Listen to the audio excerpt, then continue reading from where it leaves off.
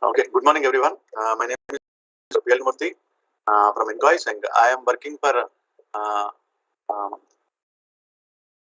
storm surge and tsunami modeling along with my colleague Dr. Siva Srinivas, and we are looking on the modeling part.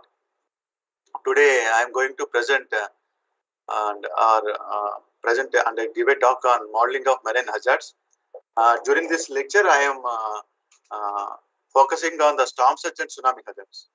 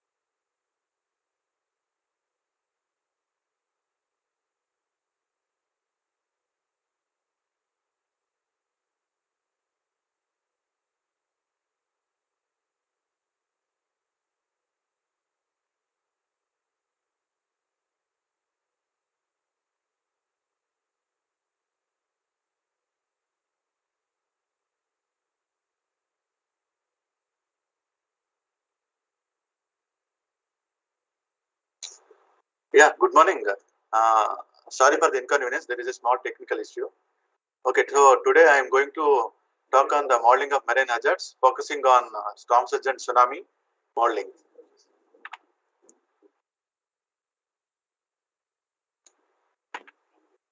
Okay, so these are the oceanic hazards and the models that we are dealing at INCOIS. First one is storm surge and associated inundation.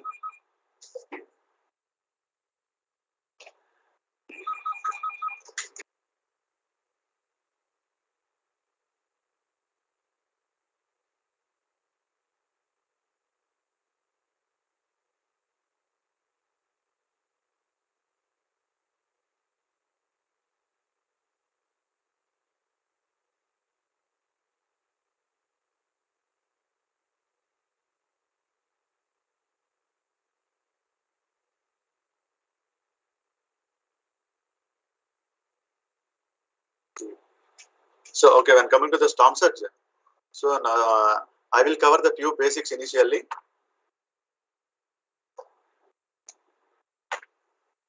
So, what is the storm surge? Storm surge is a definition is it is an abnormal rise in sea level at the coast due to the high winds of an approaching tropical or tropical cyclone. For example, if the cyclone is approaching our coast, the high winds whirling surrounding the cyclone, those cyclones will push the water towards the coast, and that will cause the piling up of water near the coast. That sudden rise in or abnormal rise in coastal water level due to a cyclone is called, or due to a storm, is called the storm surge. Surge is nothing but the rise in sudden rise in water level. And this schematic diagram shows the brief idea of what is a storm surge.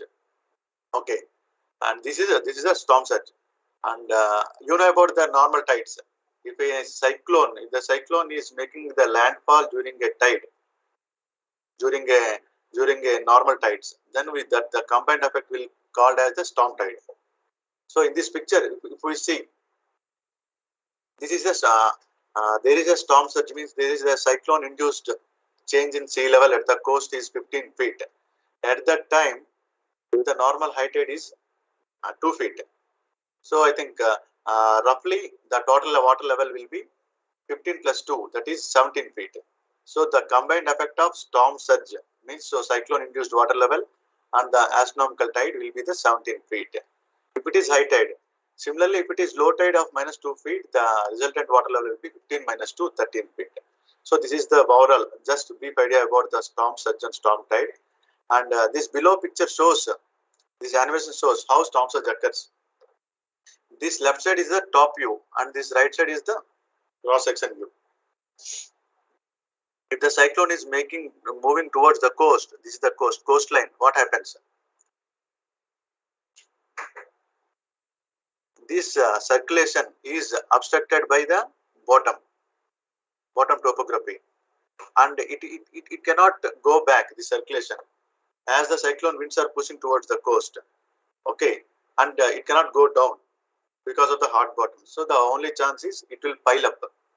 This is the reason why when the cyclone is making landfall, the water will rise at the coast. And for the better understanding, I am playing the animation again.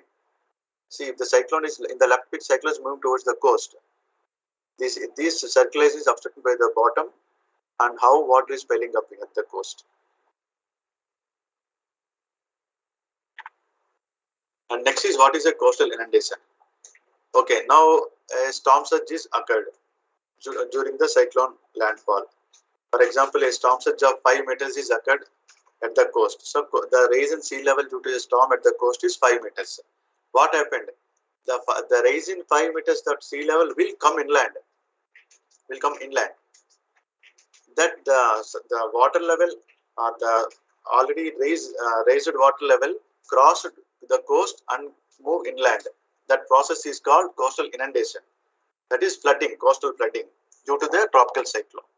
That we can define as coastal inundation is the flooding of normally low-lying coastal land primarily caused by the severe weather events like tropical cyclones. So we can define as we can understood like if the storm surge of 5 meters or 3 meters occurred at the coast, that total rise in sea level, that water will come inland and submerge, inundate the inlanded areas. You can see the animation again. See, water is actually rising at the level coast, and that crossed the coast and coming inland, and this small hut is here submerged in that water. That is called as in coastal inundation. That process is called the inundation. And what are the vulnerable areas to the coastal inundation? All the low-lying areas in the mainland near to the coast are very vulnerable to the coastal inundation process. And these are the two model any physical process. We need to have a set of governing equations. And for the storm surge, to model the storm surge, we use these governing equations. These are the three governing equations. And first one is the continuity equation and conservation of mass. And next two and three equations are momentum equations in x direction and y direction. And one is u and one is v. So here from the continuity equation we will get the sea level height, water level. And from the next equations 2 and 3, those are momentum equations. From there we will get the u and v, components of the flow. So that is coastal currents. So we will get the currents. Coastal currents are open ocean current. We will get the currents from these equations 2 and 3, and sea level height from the equation 1. Where in the first equation, if you see that the first term, this eta is the sea level rise from the mean sea level.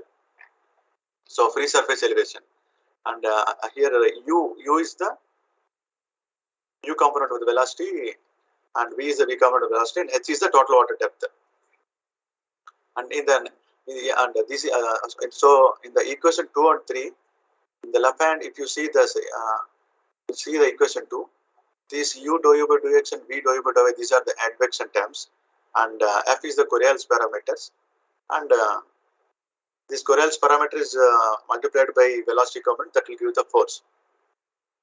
On the right hand side, this is the pressure gradient term. This term, in the right hand side, the first term is the pressure gradient term, and the next term is the tau Sx by that is the wind stress term, wind stress. So that is because if you want to model the storm surge, you need to have the wind forcing. Okay, so for that, again that in the wind forcing, the x component is x component. We can call it as tau Sx. This tau Sx will get from the using the x component of the velocity, wind velocity, and similarly this tau Bx, this is the bottom stress term in the along the x direction. If you go to the third equation, similar terms, but where we will use the tau Sy and tau By. So tau Xy is the wind stress in the y direction, and tau By is the bottom stress in the y direction. The bottom stress is nothing but the bottom friction, which opposes the flow. And as I mentioned here, to model the storm surge process, you need to have the wind forcing, and this wind forcing we can get from the several sources. So we can use the meteorological models like WRF and weather research and forecasting model, and any meteorological models and global models like ECMWF, NCMWF. These winds we can use. Another source is parametric model, and parametric model we have many models are there. And the widely models are, one is Jelesniansky model, another is Holland wind model. These two models are widely used, and nowadays Holland model is widely using. Holland wind model, that is a parametric wind model based on the gradient wind equation, approximation wind equation. So the main input for this Holland wind model is the track of the cyclone, along with the cyclone position track that should contain the position of the cyclone, latitude, longitude of the center of the cyclone, and radius of maximum wind, pressure, central pressure, and Rmax. These are the along track information we have to give, and we can run if we run this Holland wind model by inputting this track and along track parameters, we will get the cyclonic. We can generate the cyclonic wind field as shown in the right topmost figure. But most of the operational centers, they prefer the Holland wind model because it is ease of use. It requires within, I think, within few minutes we can generate the cyclonic wind for a period of time. But whereas if you run the mesoscale model or any other models like WRF model, we have to run the model for several hours first, and then you have to post process the model output. Then you have to convert that model output to the storm surge model format, required format. So all that process will take the time. So this is to avoid this model running and post processing and time process. We most of the operation centers, they will use parametric wind models. Here in our center, we are using the Holland wind model, parametric wind model. So this is the equation, main equation behind the Holland parametric wind model. This can be derived from the gradient wind approximation, and where so this is the Vs. We are finding this one finally, and this is the formula where and Bs is the shape parameter, and delta Ps is the pressure gradient. So pressure difference between the ambient of the cyclone and the center of the cyclone, that is the pressure gradient, and this RVM is the radius of maximum wind, and this R is the radial distance from the center. Suppose if you take the point at some distance, say like that 88 degrees or 87 degrees along east, and your center is here. The distance from here to here, this is the radial distance from the center to all the points, and rho is the density. So these are the main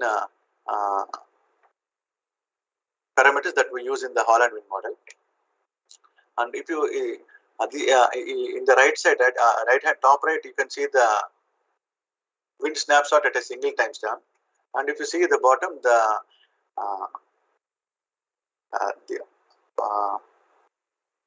parametric wind generated parametric wind field over a time since the starting of the cyclone to the till it made the landfall. And this black line shows the track. So this center, it exactly follows the center of the cyclone. Next thing is factors contributing to the storm surge. Here both two different factors. One is meteorological factors, another is oceanographic factors, or coastal geomorphological factors. The first and foremost important foremost factor contributing to storm surge is wind. If the wind speed is high at the time of cyclone landfall, we will get the high storm surge. If the wind speed is very low, storm surge is low. So wind speed and the storm surge heights are directly proportional. Next thing is storm forward speed. Here I think two different theories are existing. In someone are saying the fastly moving cyclones will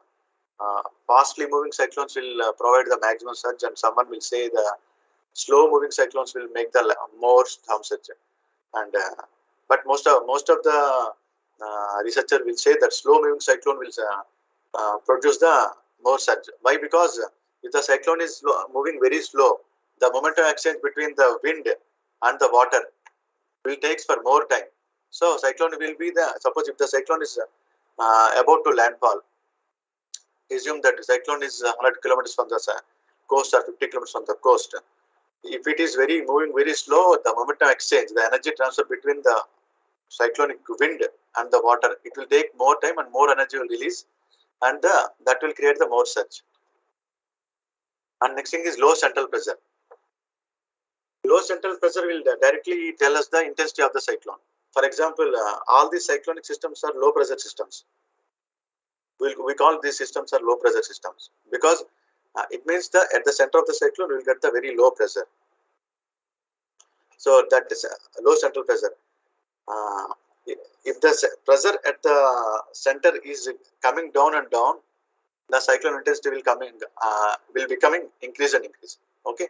So if the central pressure is low, the intensity of the cyclone is high. Next thing is tides. How tides controls the storm surge height? As shown in the previous slide. For example, if a 2 meters storm surge height, 2 meters of storm surge occurred at the time of high tide of 1 meter, so overall effect will be 2 plus 1, 3 meters. Around it may be less than 3 or greater than 3 because the interaction is non-linear. For the ease of explanation, I am saying this one. For example, if the 2 meters storm surge, 2 meters of storm surge occurred at the time of high tide, 2 plus 1, it should be more than 2. The total water level will be.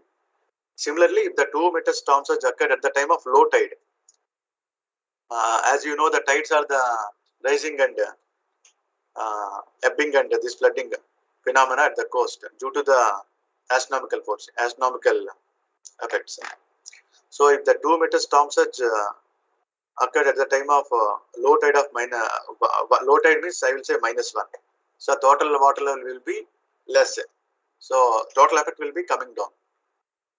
So the phase of the tide at the time of cyclone landfall is very much important. That controls the total water level at the coast. Next thing is this is geomorphological factors. Main thing is slope and width of the continental shelf. If you see this picture, this yellow line is the coastline. That is coastal geometry. From the coast to till here, we can call it as the coastal continental shelf. Till the continental slope from the coastline to the starting point of the continental slope, that region will call as continental shelf. If this continental shelf is very shallow, what will we will get the more surge. And if it is very steep, the slope is high, we will get the very less surges. If the same intensity, same intense cyclones pass through the shallow continental shelf, and the steep continental shelf at different places, you will get the more surge at the shallow continental shelf area. Next thing is coastal geometry. As I mentioned, this coastal orientation, coastline orientation we will call it as a coastal geometry. And suppose if the coast is oriented as a concave shape or convex shapes. If it is concave shape, you will get the more and more water will be accumulated inside that shape. Okay, and then you will get the maximum more surge. At this, suppose if the cyclone is making landfall at same intense cyclone making landfall at another coastal geometry like convex shape, you will get the less storm surge. Now, these are the storm surge and inundation forecasting requirements. First thing is we should have the very high resolution physics-based circulation model. Another thing is we should have a very high resolution water depth. Depth we will term as a bathymetry, and inland we will call as topography. So we should have the very high resolution bathymetry and topography data, and we can call as a digital elevation model (DEM) on the inland. Next thing is very accurate and very high resolution wind and pressure fields. This high resolution both in spatial and temporal pressure fields. Next thing is a very high resolution mesh. Mesh is nothing but spatial distribution of latitude longitude.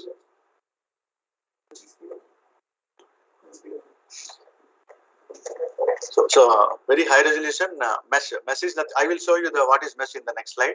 Next thing is high resolution meteorological forcing. As I mentioned, that wind and pressure fields. And this is the storm surge model and which we are using. And if you see in the literature, we have many models are available, like with different numerical techniques. There are finite difference based model and finite element based model. And if you see in the literature, many models are available, like SLOSH model is there, IITD storm surge model is there, and the Telemac model is there, FVCOM is there, CLAPAC, ETCIRC. These are all the openly available model. And among them, we have chosen the ETCIRC model based upon its robustness. And this was developed by the US Army Corps and University of Notre Dame. And these ETCIRC applications include we can model tides, storm surges, even we can model tsunami also using this model. And this additional capability is in ETCIRC there is a separate algorithm called wetting and drying algorithm. Because of this algorithm, we can compute inland inundation extent. Suppose if this is not there, we can stop the model domain at the coast, and we cannot compute beyond the coast. So inundation we cannot compute. Next thing is that's Banner's law. And this is our model domain. I am showing our model domain here, which we are using in the real time for the East Coast setup. This is the model domain and bathymetry we are using. And this is the corresponding mesh. And if you see, this is the very high resolution mesh. This is a unstructured and triangle gridded mesh. Triangle gridded mesh. Okay. And this the usefulness of this mesh is as I mentioned, this unstructured and triangular. This grid resolution will be varied from the coast towards the open ocean. Since this storm surge is a coastal process, we should have the very high resolution grids along the coast, and in the deep ocean we can we don't need to have this much resolution. We can relax. Okay, so two different not only two different elements with the different resolution can be available in the single mesh here. This is the advantage of unstructured mesh and variable grid resolution. And the triangle grid. Why triangle grid is important? Because of this triangle grid, we can able to capture very fine turnings of the coast. Like if you see our West Bengal coast, turnings is very fine turnings are there. So we will not lose any fine turnings of the coast. So the triangle grid is very much important there. So we are using this type of mesh, and ETCIRC will make use of this mesh. This is one of the best utility of the ETCIRC. And this wetting and drying algorithm. And this is the our for example, I am showing here the storm surge due to the Odisha super cyclone, that is the most intense cyclone that hit uh, uh, east coast of India so far. And here I am showing the coast storm surge and inundation due to the Odisha super cyclone. And this is the zoomed picture. If you see this black line is the coast, okay, and the near the coast the rise in sea level that we can term as a, see this red color near the coast, that we can call as a storm surge. And because of the storm surge, the see in the from the coast, this left part is the land. This much of land portion become inundated. So we can model using EDCIRC both storm surge as well as inundation. And this magenta line is the track of the cyclone. And if you see very clearly, the cyclone make landfall here and storm surge occurred in the right side. This is the usual statement. If the why usually the storm surge occurred right side up to the cyclone track. Why? Because since the cyclone winds are moving anti-clockwise, in the right side of the cyclone, the coast will experience the onshore winds. On the left side, the coast will experience the offshore winds. This is the reason why, because of onshore winds, we will get the positive surge. Sometimes because of offshore winds, we will get negative surge. This is the reason why we will get the maximum surge to the right side of the track. And when coming to the storm surge warning system, this is our architecture that have that data processing and acquisition systems and decision supporting tools, everything. And this is the overview of our storm surge warning system. And this is our standard operating procedure. First thing is, suppose whenever there is a cyclone or the Bay of Bengal or Arabian Sea, IMD will announce the pressure. IMD will announce that there is a system, and we will get the track from the IMD in the real time. And using the track, we will generate the using the track information such as pressure, low pressure, and maximum wind speed. Those information we will generate the wind field using the Holland parametric wind model, and using this wind as input, we will launch the model in HPC, high performance computing system. And these are the outputs: storm surge height, coastal currents, inundation extent, inundation depth. And once the outputs are ready, we will generate the bulletins and we will disseminate. And these bottom two pictures are the storm surge and inundation, shows inundation during the latest cyclones, Gulbun and Amphan, very recent cyclones, Amphan. And the right portions of the real-time validation of our storm surge, computed storm surge against the observations during the very recent cyclone Fani, Amphan, and Hudud cyclones. And in our cyclone, real-time cyclone warning bulletins, we are computing inundation as well as storm surge heights, and along the coast at the village level. So this table will give the excuse me, storm surge height in this column, along with inundation, how far water will go from the coast inside. Excuse me. That information we are giving at the different locations. So these type of village level or district level storm surge height and inundation we are forecasting in the real time using EDCIRC. And these are the this picture shows the the cyclonic storm which we have dealt since 2013 to issue the storm surge warnings. And okay, now probabilistic storm surge modeling. Now, what is a probabilistic storm surge warning and why? Okay, suppose in the real time we are using single track. So IMD will give, suppose IMD or any mid agency will give the track. So that is the deterministic track. It will have the both track error and intensity error. So to overcome that error, so that error will definitely represents in the total storm surge height. So since our storm surge height is directly proportional to the intensity and depends upon the place of landfall, so it definitely the error in the track will definitely leads to error in the storm surge height. So what should we do? We have to model based on the probabilistic approach. So what we will suppose if the error is assume that is the 48 hours error. Suppose everyone know the cone of uncertainty, right?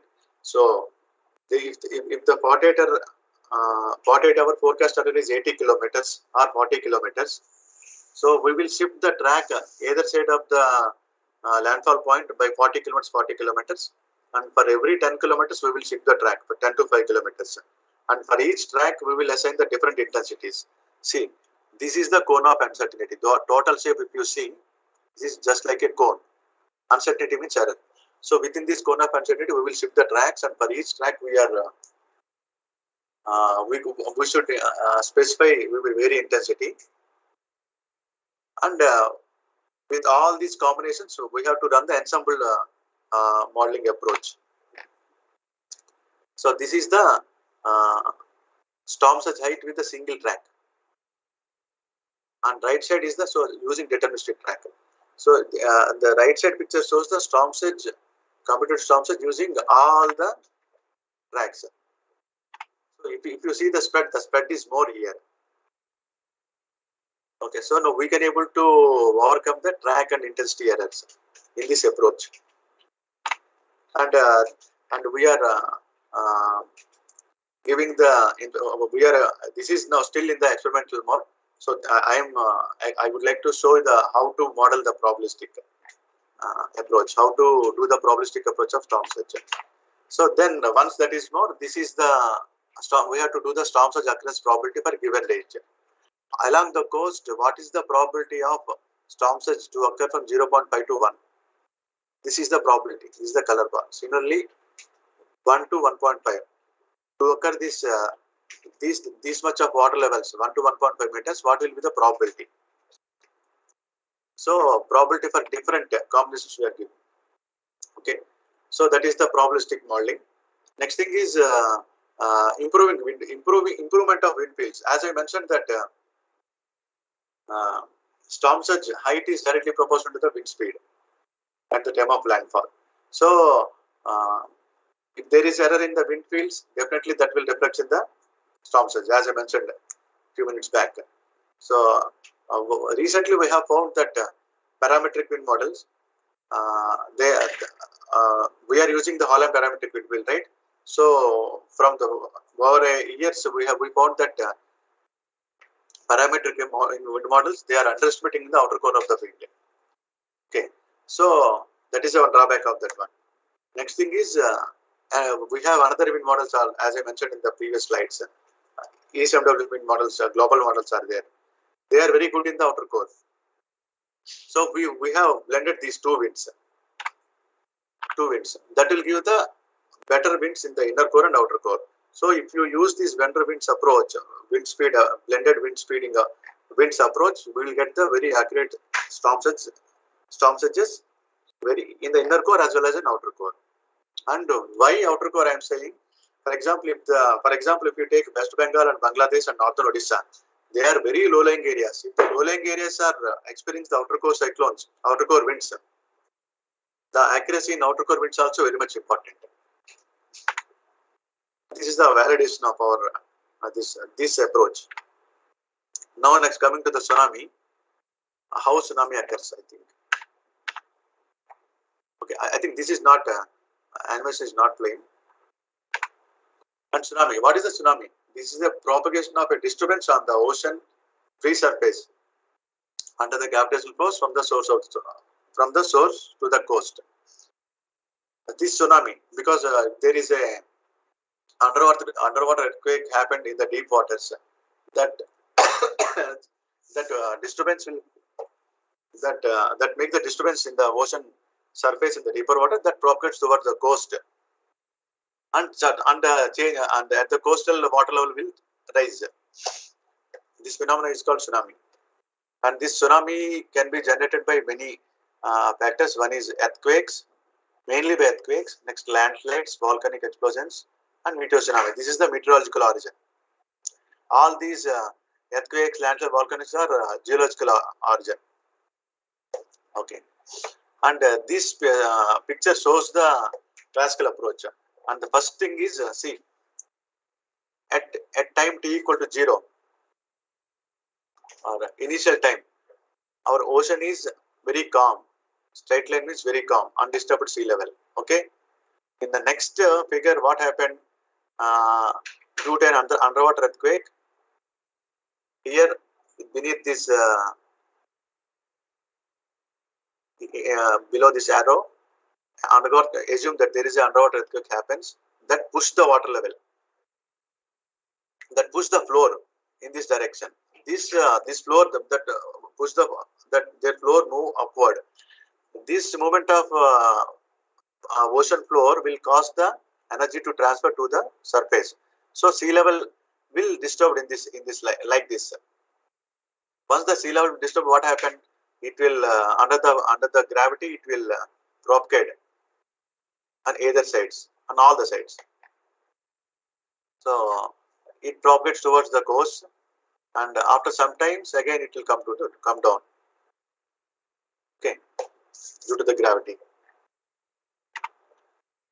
And this is this picture shows the characteristics of tsunamis. And tsunami, actually, if you model the tsunami, you have to maintain three different mechanisms. One is generation, and this propagation, and this inundation. Generation means, you see, here underwater, in the deep waters, in the ocean floor, there is a displacement of ocean floor. This creates the energy to propagate to surface. And you know, in the deep waters, tsunami wave speed is more compared to the coast. Because you know the tsunami,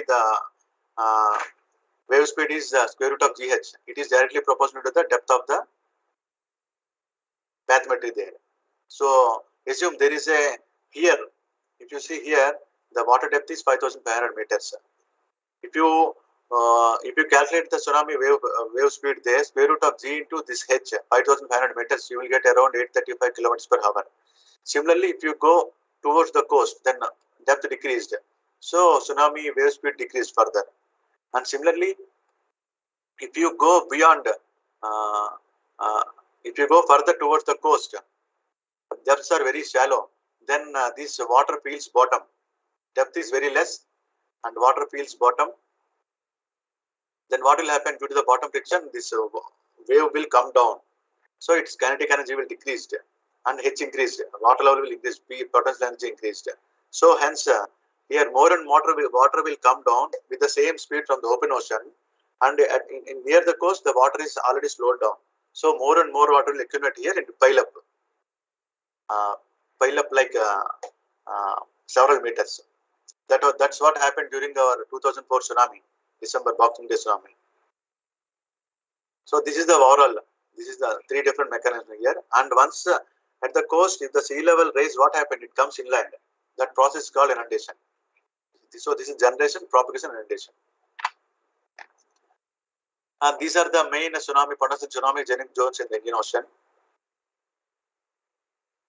And in the bottom of the slides, these are the major earthquakes and major tsunami caused by the earthquakes. List is here. And so this is tsunami risk assessment map based upon the tsunami travel times. Due to travel times. Okay. Next thing. This is our SOP beyond that level category. And this is our components of tsunami early warning system, which having the detection, while from detection to dissemination. And we are using while detection, we are using the various networks and communication through various channels and warnings, and using tsunami modeling and dissemination through various modes. And we can model tsunami in two different approaches. Since tsunami, once for assume that there is a tsunami happened in the Indian Ocean at that Sumatra subduction zone. Once it formed, it will reach the coast within 2 to 3 hours. So if you want to run, you should have very robust model or very accurate model, and you should have very high performance computing system. Then only if you have all these facilities, you can run the model in the real time. Otherwise, since we have response time is very less, we should have the pre-computed scenarios, and these are the already blocks or unit sources. For each block, we have a different combinations of uh, uh, earthquake fault parameters, and we already pre-computed scenarios are there. So we have a few thousand scenarios are there like this. So based upon the earthquake location where it happened, we will pick the scenario and we will model it. So using predefined unit sources, that is one type of modeling approach. Another thing is, if we, as I mentioned, if you have the high computing facility and if you have the very robust model, and you can model in real time. So now we have an attempt. We have made an attempt to use an Earthquake model. This is widely used for storm surge. So we have made an attempt and we have customized this model to compute the tsunamis. Okay. So as I shown in the previous slide, unstructured mesh, we have developed for the entire Indian Ocean also. This is unstructured triangle gridded meshes. But entire Indian Ocean is only for propagation. For along the Indian coast, we have included the inundation grids also. So we have extended the model grids towards the land also to compute inundation. See, total number of grid points is around 8 lakhs, and minimum resolution is 100 meters near the coast, only along the Indian coast. In other places, near coast is 1 kilometer. In the open ocean, that is 30 kilometers. So this is the zoomed portion, and at some part of Indian east coast of India in the right side picture. So our elements looks like this, very near to the coast, very fine grids, and if you go towards the ocean, it relaxed. Inundation is relaxed. Resolution is relaxed. So our inundation propagation and tsunami propagation and inundation computation model domain is covering almost entire Indian Ocean. Okay, while we modeling, you should keep in mind 3 different stages. One is generation, next thing propagation, next thing is run up or inundation. These are the 3 pictures shows these 3 phenomena. And if you want to model the tsunami, so you should have same as storm surge modeling. You should have the very high resolution bathymetric topography, and you should have the fault parameters like location of the earthquake, depth, epicenter, those things, fault length, fault width, strike angle, dip angle. These are the fault parameters, geophysical parameters. So these parameters in the real time you need to have, and how fast you obtain these parameters in the real time also matters if you want to run the model in the real time. And the outputs are wave heights at every grid point, or you can even specify the points where you want to you would like to take the you would like to have the output, and velocity, coastal flow velocity also. You will these two the outputs are the outputs. And when coming to the generation, what is the generation? Generation means initial sea level disturbance. It's called as here because of underwater earthquake. There will be the initial sea level disturbance. So to compute the initial sea level disturbance from the undisturbed sea level is called as generation. So this picture shows the initial sea level generation, initial sea level disturbance during the 2004 Sumatra earthquake. Okay, so this is the sea level disturbance. Maximum of 8.5 meters and minimum of -4.5 meters. Okay, and positive is towards to our Indian side only. Positive positive disturbance here. So this rise in sea level also, so this initial sea level disturbance will propagate towards the coast with the enormous fast, propagates over the coast and hit the coast and generate the tsunami heights and inundation. So the accurate generation of this initial sea level disturbance is very much important to compute the accurate tsunami wave heights at the coast. And these are the fault parameters which we have during the Sumatra earthquake. Next thing is propagation. The sea level disturbance, how it propagates over the coast. That is showing here. See, if you see the time there, it reaches the Indian coast around 2 hours, within 2.5 hours. It covers entire Indian coast. and it covers the entire Indian Ocean within the 12 hours.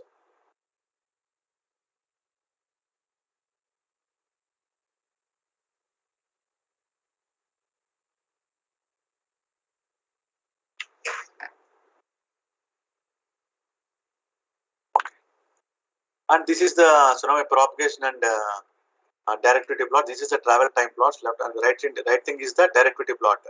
Maximum of maximum wave heights. So suppose if you simulate the tsunami for 12 hours for each and every grid point, what will be the maximum wave height? This shows that plot.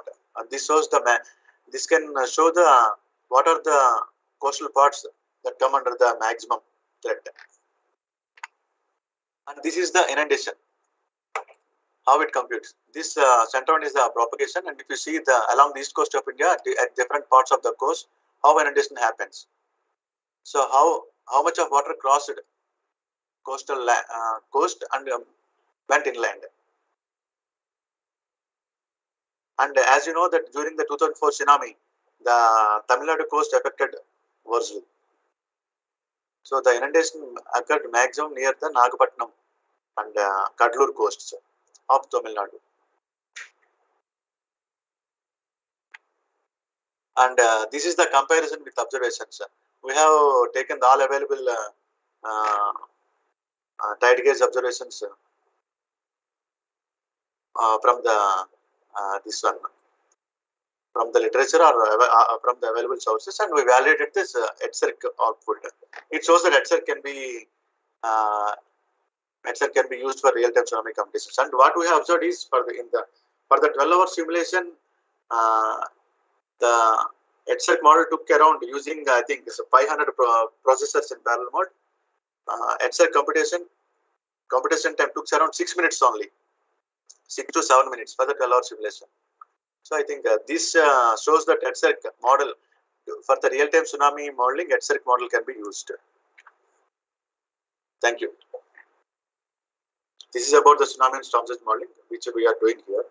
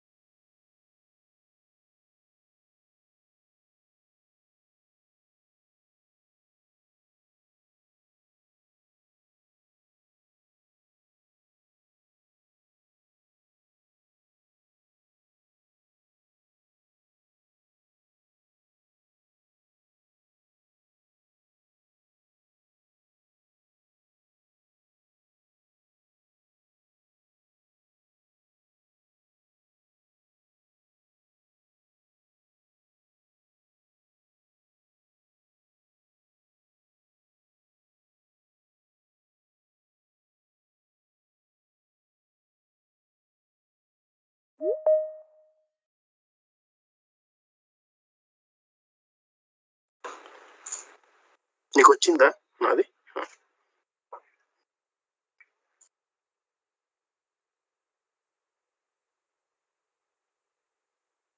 Teams cannot hear you అంటుంది.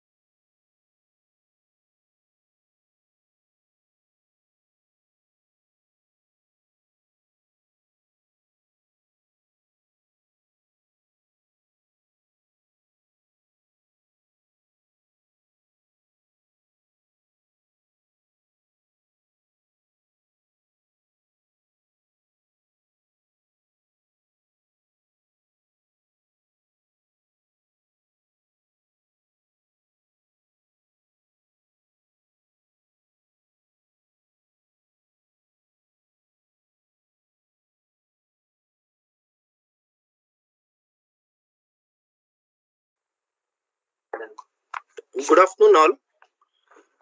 Today I am going to talk about practical application of data assimilation methods at INCOIS. This talk is going to be an extension to yesterday's talk by Aryapal. Yesterday Arya discussed about introduction to data assimilation methods. Data assimilation methods can be broadly viewed as in two approaches. One is Bayes theorem approach and the other one is least squares approach. In Bayes theorem method, we try to maximize the conditional probability. The conditional probability is maximized given the background state and observation. Whereas in least square approach, we try to minimize the cost function. In both the methods, the outcome is going to be a best analysis state. The best outcome is termed as analysis in data assimilation literature. He also discussed about the popular data assimilation methods like Kalman filter, 3D var, 4D var, and ensemble based methods. And the two main things in data assimilation are B matrix and R matrix. Those are the model error covariance matrix and R is observation error covariance matrix. In each of the data assimilation methods, the characteristics of B matrix varies. For example, in Kalman filter method, the B matrix evolves through the model dynamics. Whereas in ensemble based methods, the B matrix is estimated from ensembles. There are some practical issues or practical challenges while implementing the data assimilation methods.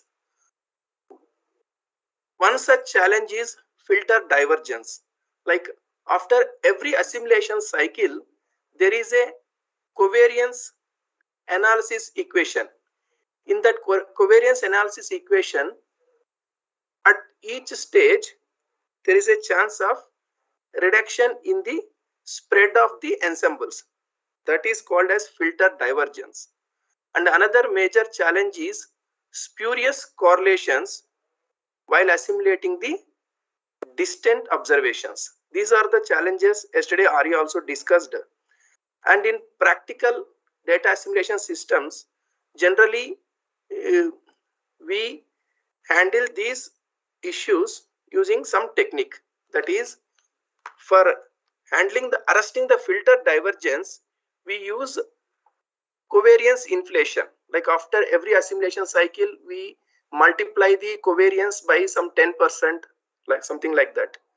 And for handling the spurious correlation, to avoid the spurious correlation, we employ a localization technique. That is, while assimilating a particular observation, we will deal only the observation in certain radius. The observations which are beyond this location are discarded. In this slide, in the left panel, I am showing the analysis from one of our operational system at INCOIS. That is the analysis from operational data assimilation system at INCOIS. I am showing 3D view of temperature from Arabian Sea and Bay of Bengal. We will see more details of this system in next slides.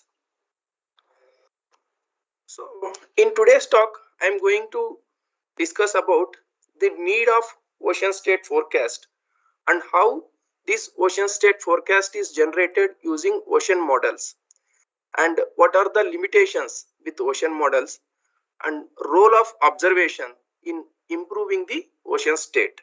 That is data assimilation, where the data assimilation combines the information from both the ocean model and observation.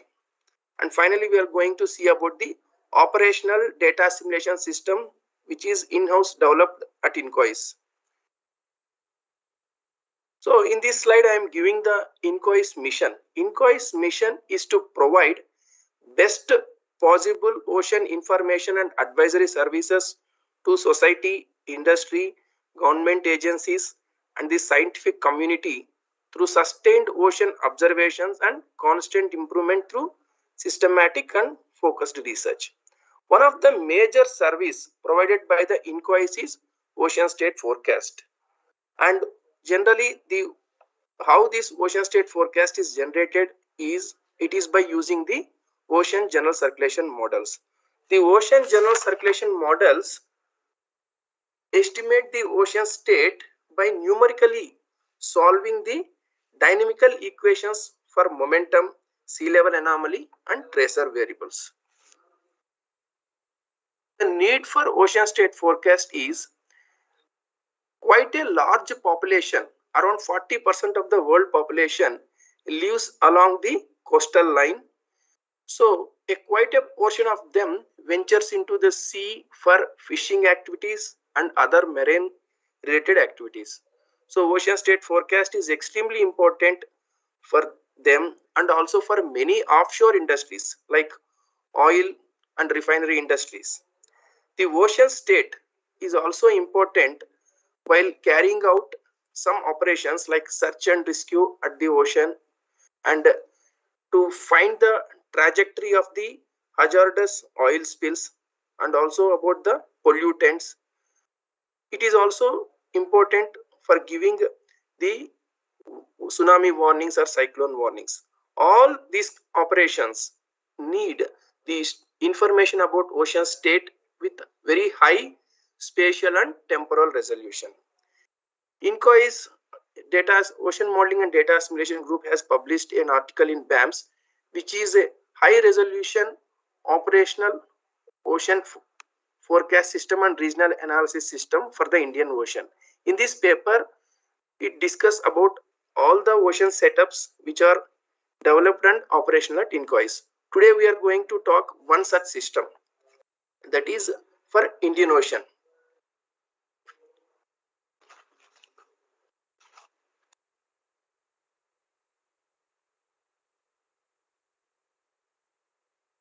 So the model used for this purpose is Regional Ocean Modeling System ROMS.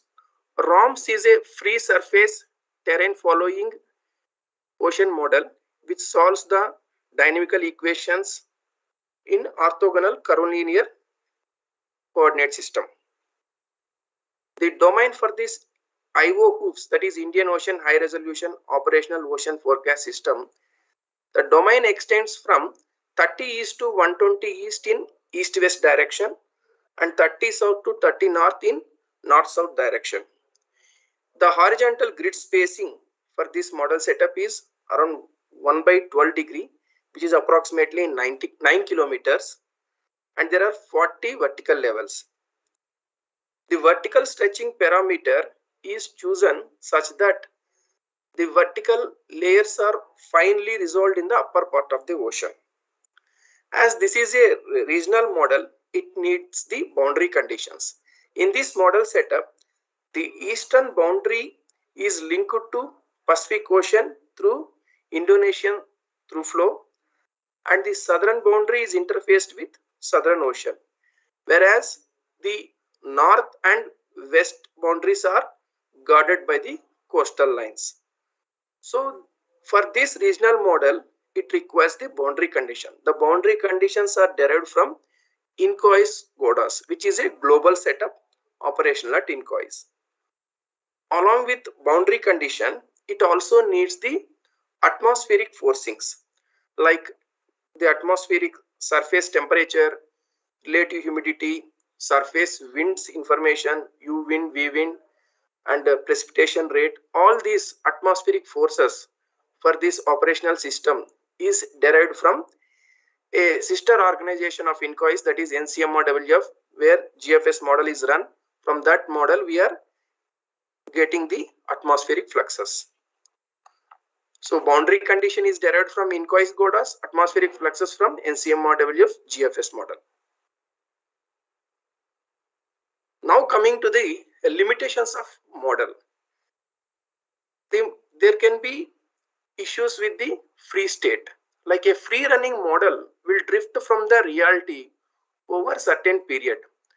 That can be due to inherent model approximations, and the drift can also be due to inaccurate initial conditions or inaccurate atmospheric fluxes, inaccurate boundary conditions, and the model cannot resolve length scales finer than the grid spacing. These are few limitations from the model. Similarly, on the same way, there are some limitations with observation also.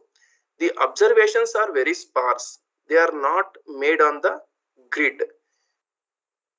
And the observations are imperfect versions of reality. So the observations also suffer with some error, like it is not the exact truth.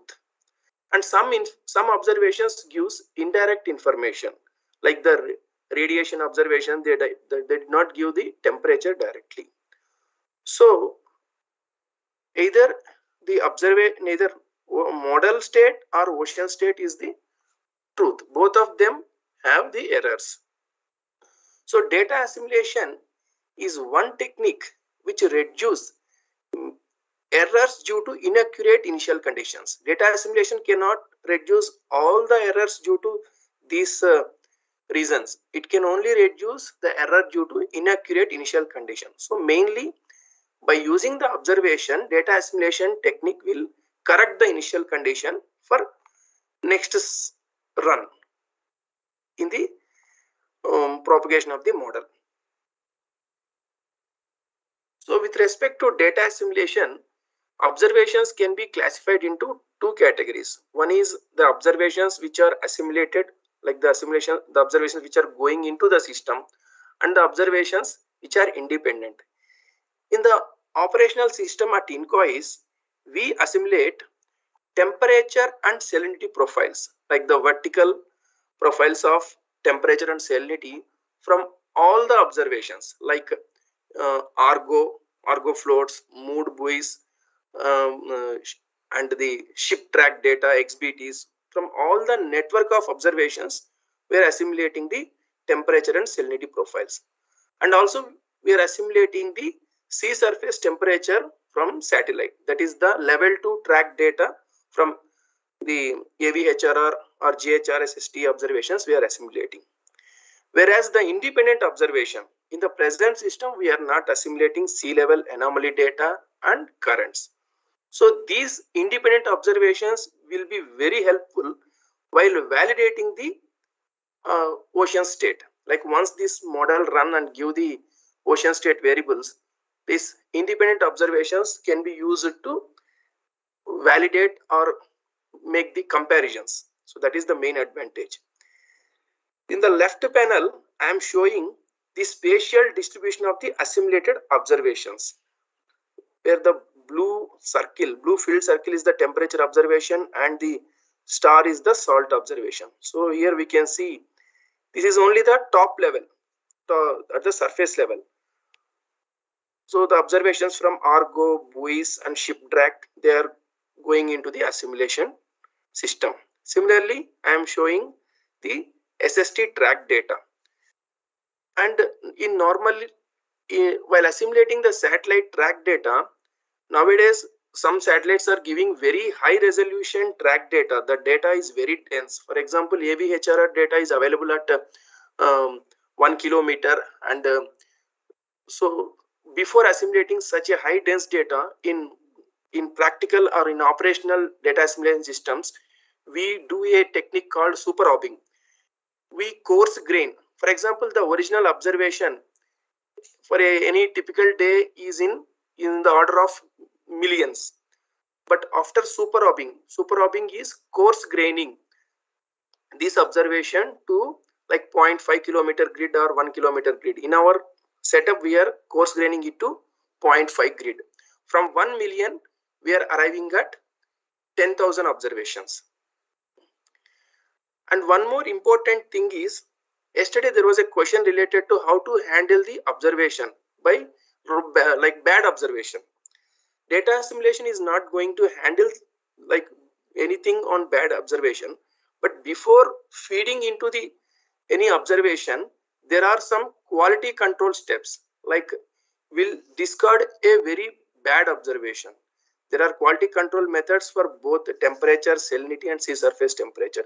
How this quality control is made is, from a long-term run, we are calculating the standard deviation and mean, and we are keeping some threshold so that all the good observations will be retained. There is a full whole technique like quality control methods are there. We have seen very good improvements with these quality control methods. So this is like a revision to yesterday's talk. There are some overlap with Arya's talk, where the data assimilation is an optimal way of combining information from different sources. Here generally the sources of information in our context are model and observation.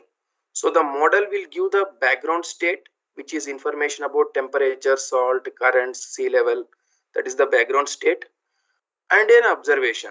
So the data assimilation system will take the information from both and combines them statistically and gives a ocean state, which is called analysis. This is the flowchart of assimilation, and here I am showing the schematic. Like the thick black line is the trajectory of the model, and these are the time steps at which assimilation is happening. Assimilation is happening at some regular intervals. During the assimilation time, we are seeing an observation, which is a non-filled circle, and the filled circle is the background. By assimilation, we are pulling it to this new state cross mark. This is the analysis. So instead of next cycle, without any assimilation, the model has to continue from here. But with assimilation, the model will start from a new initial condition, that is this. So again, it will go here. In this way, the model assimilation tries to keep the track without drifting away from the reality. So that is the main. Here I am showing a 1D case. Actually, these data assimilation techniques, mainly the Kalman filter, they are developed for control engineering applications, where the system dimension is very small compared to our ocean. I can give two examples where in control applications where data assimilation is used. Is data assimilation, for example, if I want to control the altitude of a autopilot, say the autopilot of aircraft is switched on, and as per the requirement it has to maintain as a predefined altitude, but due to the endurance or due to the some problem, it may deviate little from the desired path. So that path of the aircraft is little deviating from the desired path. So simultaneously at regular intervals, there are some independent sensors which are located on the aircraft. These sensors will measure the altitude of the aircraft. So from this information, the Kalman filter or data assimilation technique will try to correct the path of the aircraft. That is the real in control engineering, that is the application. Same way, this data assimilation technique is applied for the atmospheric and ocean models. So this is a similar example which yesterday Arya showed. This approach is like minimizing the cost function, least squares approach. For example, we want to measure the temperature using two thermometers. One is T1 and T2. Assume TT is the true or the true temperature. So the temperature 1 will give truth with some error, and the second thermometer is TT plus some error. Epsilon 1 and epsilon 2 are the errors associated with two thermometers.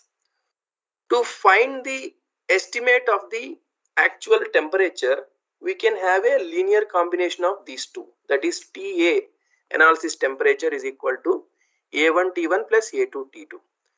For an unbiased estimate, it is required that sum of these weights, it is a weighted average from T1 and T2, where the weights summation is equal to 1.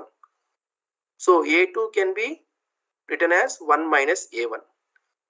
Once this TA is calculated, which is the analysis temperature, our objective is to have a less error of this TA when compared to truth. See, T1 minus TT is epsilon 1, that is error in the observation 1, and epsilon 2 is error in the observation 2. Now we want to have a error which is TA minus TT, that is the error in the estimate that need to be minimum. So we are trying to minimize that. The error minimization, whether the error is positive or negative, we need to minimize it. So we are taking the square, and this bar is the time average over various number of simulations. We are taking the values and trying to minimize it. So our objective, this is the cost function here, TA minus T1 square with the time average. Now I am replacing TA with this equation, A1 T1 plus A2 T2, and rearranging the equation, we will get this form of the equation. Now this equation, the unknowns are A1. So we need to have the minimum of the function. For minimum or maximum, we need to equate the first derivative to 0. So when we take the first derivative, we are getting the values as A1 equal to sigma 2 square, which is error in the second by total error. Similarly, A2 is first error. Now when we try to replace this A1 and A2 in this equation, where this equation, it is, we are going to get analysis variance as like this. So this is the major challenge which we discussed earlier. Like we started with variance sigma 1 square and sigma 2 square error variance, but the analysis variance, which is sigma 1 square times sigma 2 square by sum of error variances, which is always less than or equal to either of them. This is called, when we do this over few cycles, the value of sigma a square is going to reduce, and in some place it is going to get close to 0. This is called filter divergence. To avoid this filter divergence, we use covariance inflation. So now in this T1 and T2, now we assume T1 as our model state background and T2 as observation, and rewriting the equation, of TA with substituting this A1, A2, we'll get as TA equal to TB is the background plus some optimal weight times observation minus background. This observation minus background term is called as innovation in data assimilation terminology. So the analysis is equivalent to background plus optimal weight times the innovation. So the analysis increment, the increment which we are getting over the background, it is dependent on the error variances, that is background error covariance, that is from the model, and observation error covariance. We can see that if the background error covariance, let us assume background error covariance is tending to 0, that means the model error is very less. So in that case, the analysis equation will go to TA equal to TB. That is, when the model error is very less, the analysis will give more weight to TB, and almost this is going to be 0. Why? Because sigma b square by sigma b square plus sigma naught square, when sigma b tending to 0, limit, if we apply limit on this weight is going to 0. So analysis is TA plus TB. Similarly, when the observation error covariance, that observation error is 0, that means the observations are very accurate. In that case, TB is going to have a less weight, and TA will be equivalent to T0. This is the how the TA will adjust to background or observation based on the error covariances. In most of the application, in ensemble based methods, especially at Incois, we used an ensemble based method. In ensemble based method, the background error covariance is estimated from the ensembles, and observation error is the instrument error. The manufacturer will give the accuracy levels of the instrument. From that, we will get the estimate of observation error. So in a extending to this, from this application to Kalman filter, the analysis equation for a ensemble based method will look like this. So TA now is a XA is the analysis state, XB is the background state, K is the optimal weight which is called Coleman gain, and Y0 is observations. HXB, H is the operator which maps background state to observation state. Yesterday Arya discussed about this in both 1D case and 2D case, how we are converting the observation which is not located at the grid. So this H maps from model state to observation state. So K is the Coleman gain and PA is the analysis covariance. So after every step, the analysis covariance is a multiplication to PB, and this multiplication, this value is going to be less than 1. So that's why we use the covariance inflation. So here I am showing the pictorial representation of the ensemble based data assimilation system. The each blue dot, each black dot is the background ensemble, like the model. There are around 7 models. All of them are having a different background state, and they evolve with time. This is the forecast ensemble, and the forecast ensemble we are updating with a Coleman filter, and this red dot is the observation.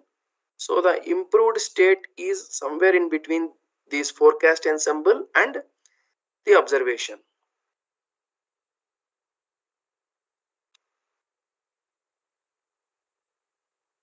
So the same flow chart which we saw here, that is the background data assimilation flow chart with information about the errors.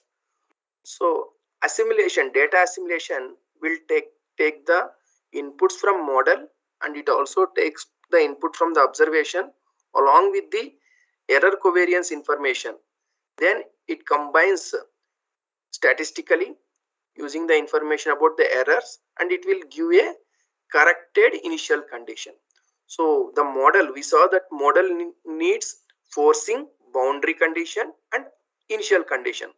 So assimilation is going to give a corrected initial condition. With this corrected initial condition, the model will give a improved estimate of the state. This is the assimilation cycle. In a operational system, I will discuss the configuration of our rain system. We assimilate once in 5 days. So this is our paper on a data assimilation system which is developed in-house based on ROMS. The ocean model we used is ROMS model for forecast, and the assimilation technique we used is LETKF, that is local ensemble transform Coleman filter, which is a variant of ensemble Coleman filter. And in this paper we have discussed about the challenges, like how the initial ensemble need to be prepared and what are the strategies to be implemented for maintaining the spread, that is to avoid filter divergence, and what is the localization radius. All these things are discussed in this paper. Interested people can look into this. And there is one more technical report. Like in the technical report, we have given the detailed comparison with both assimilated and independent variables. So this is our practical application, that data assimilation system which we named as a regional analysis of Indian Ocean rain web page. In this web page, we can see the analysis products like temperature, SST, sea surface salinity, ocean currents, D20, MLD for 15 days. But we have this analysis starting from August 2016. This is the rain web page, and in this here I am showing one comparison how the LETKF interfaced with the ROMS is performing compared to other operational systems at INCOIS. So OROMs means a free ROMs, control run. There is no assimilation in that. It is just a free model. Incois Godas is a global data assimilation system at Incois, and LETKF ROMs is the ROMs which is interfaced with data assimilation system LETKF.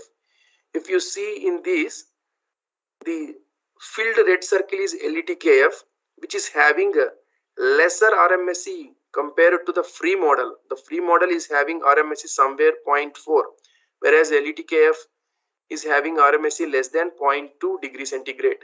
This is for temperature, that is sea surface temperature. Similarly, the correlation also for LETKF ROMs, the correlation is at 0.95, whereas free model it is somewhere in between 0.7 and 0.8.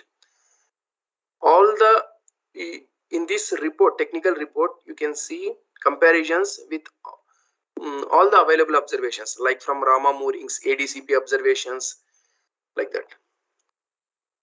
So here I am showing the configuration of our operational data assimilation system RAIN. The model which we used is a regional ocean modeling system, and the domain extent is from 30 east to 120 east, 30 north to 30 south. The resolution is 1/12, 9 kilometer. Yeah, this method is a ensemble based method, that is 80 ensemble members are used, and the assimilation window is 5 days. That ensemble runs for 5 days, and on the 5th day assimilation is performed. The parameters assimilated are in situ temperature, salinity profiles from GTS observations, and sea surface temperature from GHRSST. The atmospheric forcing is obtained from NCMRWF. Boundary condition is from Incois Godas. The outputs of this improved state is temperature, salinity, sea surface height, currents, products which are available on the web page are SST, sea surface salinity, MLD, D20 and currents. And the analysis is available from August 2016 to till date. This system is running in operational mode. So this slide I am showing the configuration. In the next slide I am giving the pictorial illustration of the RAIN. In the previous slide I have shown that 80 models are running. This is a ensemble based method. So there are 80 models. The 80 models are forced with a same boundary condition which is generated from Incois Godas, and each of the model is getting the atmospheric fluxes from NCMRWF GFS model, and these free models run for 5 days. On the 5th day, LETKF scheme will assimilate the observations from various sources, Argo, buoy, ship, satellite. Then it will give the improved corrected initial condition, that is analysis. With this corrected initial condition, the forecast run will go for the next 5 days, 7 days, 10 days, depending on the requirement. So this is the pictorial representation of the LETKF based ROMs, that is RAIN. And the major features of the RAIN are, it is assimilating temperature, salinity, SST, and one of the important strategy which we used for maintaining the ensemble spread is, we are in these 80 members, 40 models use KPP mixing scheme and 40 use Miller-Emda scheme. This helps a lot in maintaining the ensemble spread to overcome the filter divergence. This technique is in addition to covariance inflation. So coming to the operational setup, operational system, the tasks can be classified into 3 categories. One is pre-processing task before running the operational system, operational forecast. There are few pre-processing tasks and the main assimilation tasks and the post-processing task. Why? Because the output which will be given by the model is not in the Z coordinates, or it will be having in a different coordinate system. We may need to convert or post process them into required required coordinate system or generation of the products. So the first one is pre-processing and the main actual LETKF run and model run, then post-processing. In pre-processing, we are going to generate all the inputs required like the boundary condition preparation, flux preparation, initial condition and observation preparation. So these are the pre-processing tasks. This is an everyday job in an operational system where first these tasks will be performed, then the rain task will check the dependency like all these are completed or not, then only it will trigger the next task. So we are maintaining a workflow management. There is a tool called Rocoto which is very helpful in maintaining, in having the job scheduling and workflow management. In the next slides, I will discuss about each of these tasks. Like pre-processing task. Pre-processing, one of the first thing is boundary condition. So the boundary condition, we are taking the data from the GODAS, temperature, salt, UV and sea surface height anomaly. This will be fed at the boundaries like in the model setup we saw the southern boundary is interfacing with the Southern Ocean and the eastern boundary with the Pacific Ocean through Indonesian through flow. At these boundaries, we need information. So to the required, the coordinate system of ROMs is different from the coordinate system of GODAS. The boundary condition script will convert or interpolate to the required format, and this boundary condition script, the inputs are from start date to end date. It will take the GODAS data from a certain range of dates, and it will generate a NC file, which is the boundary file. So at the end of the every pre-processing task, there will be a check like data dependency, whether this data is created and whether this data is a non-zero file size or not. There can be failures in anywhere between the task. So in that case, it will rerun without the manual intervention. The script will automatically retry.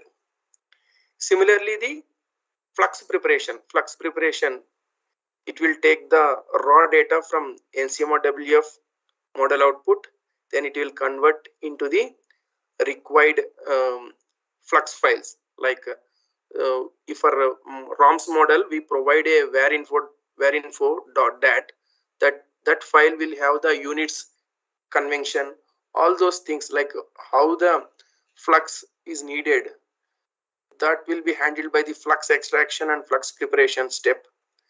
Then initial condition is taken from the previous cycle. Only at the beginning we need to generate an initial ensemble, and afterwards in every cycle the initial condition will be taken from the previous state. Now the observation, the raw observation, there can be a bad observations or any observation is missing. All those will be handled by quality controlled scripts. So after running all these pre-processing tasks, we will generate NC file for boundary condition, NC files for fluxes, and a required binary format of observations. And one important thing is these two files are non-zero file sizes, but the observation file can be a zero size. For example, someday there are no satellite observation or there are no any good observation or valid observation. In that case, the observation file is a zero size, whereas boundary and flux files are non-zero. Then after finishing this pre-processing task, the actual rain system will run. In rain system, there are 4 major steps. That one is model preparation, then model run, LETKF preparation and LETKF run. In model preparation, here left side I am giving dependency. What are the dependencies each task will check before initiating the actual run. In right side I am giving what each task is performing. For example, startup, it will create the necessary file structure, and it will link all the files like grid, boundary, variable informations, variables information like that. In the model prep, it links the initial, we have prepared the pre-processing. From the pre-processing task, all those files will be linked in a required structure, like maintaining the directory structure. So for initiating this step, the task dependency is completion of the previous cycle. And the model run. The model run will check for the availability of boundary condition, initial condition, flux and grid. Only when these files are available, the model will run. So here we are going to run 80 models in parallel. All these models will run in parallel. In for 1 day run in our operational system with 144 processors, it takes 7 minutes. So for 5 days run, 7 to 8 minutes. So in 40 minutes, all the 80 members will finish the model run for 5 days and generates a background ensemble. This background ensemble will be a data dependency check for LETKF prep. Unless the background ensemble is created, LETKF prep will not start. Once this is available, LETKF will start. It will link the background ensemble and the observations which are prepared in the pre-processing tasks. Now with these, the LETKF will the actual LETKF will run, which will do the analysis increment, and the LETKF takes hardly 2 minutes in the our HPC system, 2 to 7 minutes. And with the outcome of this is a analysis state, which is a improved background. So now from this, it will go to the improved background will be given as input to the forecast ROMs. So it will run into the next 5 days, first day forecast, second day, like that. It will, this is the improved initial condition. And then it will generate the required products, and these products will be pushed to the website. This is how the operational forecast system runs at Incois. That is the RAIN system. Pre-processing, then the main step, then post-processing. So here I am showing the web page of ocean state forecast services at Incois. So here we can see the currents, D20, MLD, sea surface temperature. For the last 15 days, the web page will have details about products from last 15 days. You can select the web products here and the day. So I'm coming to the summary of the presentation, which is for a operational system, we need to have the pre-processing task, which is boundary condition, input creation, flux preparation and observation. Then the main Rocoto run. These are the steps which can be executed in manually or in an automated with cron tab. Cron tab, we can automate this task to run at some particular time in each day. So this is running in automated manner. So these are the references from this presentation. Like we have a report which is LETKF ROMs, which will give the complete comparison of the system which we discussed with all the available observation. And this paper which I showed will talk about the strategies to handle the challenges. And this is the these are the other publications related to this system. Thank you very much. In first page, my email ID is there. If any doubts, you can write to me and we'll be happy to help.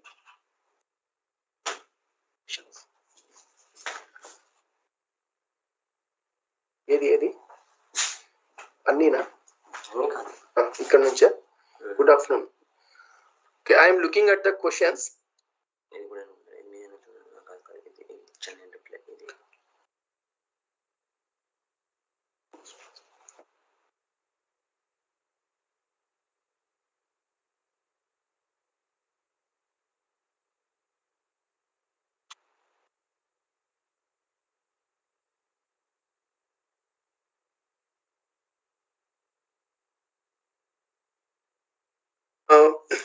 think one question is from Vaishnavi. Can the data available at the web page for research purpose? What is the procedure to get the measured data? See, the data which we are assimilating, it is already available in the web pages. It may not be the inquiries, but other hosting sites like GHR SST observation is available from GHR SST group, and the Argo floats. Inquiries also host this data. You can contact the data group of inquiries. They will provide all the observation related data. Coming to the analysis data which is generated from this system, you can write to me or to Aryapal. We can provide with taking the approval from data group. The data size will be huge. That this is the ocean state data, and analysis is available from 2016 onwards. It can be used for research purpose. And the other question is from RR, that is space technology in ocean modeling, where the ocean models accurate the forecast. Yeah, definitely. Already we are using the observations from the space satellites which we observing continuously. In my application I am assimilating, but there are plans on the research going on for assimilating other observation also, like bio observations and sea level anomaly, those things. Definitely these ocean observations are improving the ocean state forecast. I did not get the question exactly. In where models accurate forecast can help in other sectors. Yeah, already Incois is providing the services to many industries and operational agencies and industrial agencies which depend on these forecast services. Thank you. If there are any additional questions, you can write to me. My email ID is given here, balaji.b@incois.gov.in. Thank you very much.